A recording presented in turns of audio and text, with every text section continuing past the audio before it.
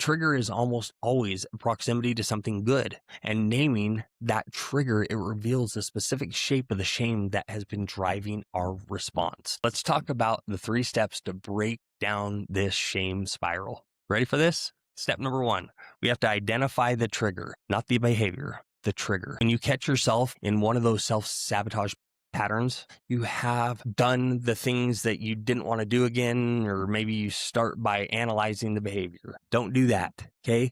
Start by asking what the trigger was. What was about to happen to me? What was getting close? What success, what exposure, what level of visibility preceded the moment that you began to introduce chaos, right? Well, what was that moment that started to happen?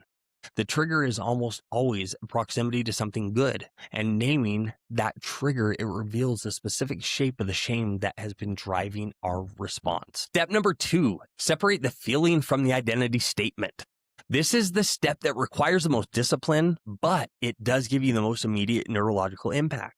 When we feel shame activate, when the internal narrative begins that familiar campaign again, I want you to practice this single intervention. First, name that feeling without accepting its claim. Name the feeling.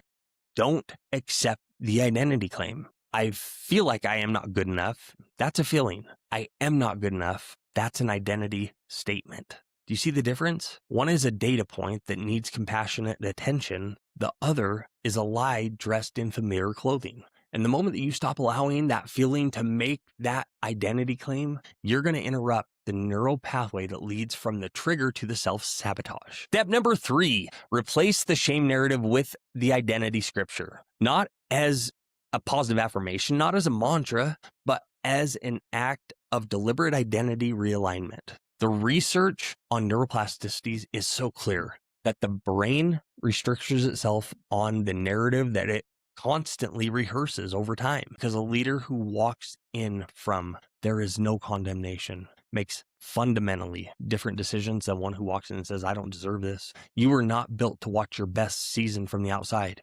You are not designed to stand in the ruins of your own greatest moments and wonder, why the heck did I do that again? That's not who you were supposed to be. The shame that's been driving the self-sabotage is not the truth of who you are. It is the echo of the wound that's not yet been brought fully into the light and the authority of the identity God has declared over your life.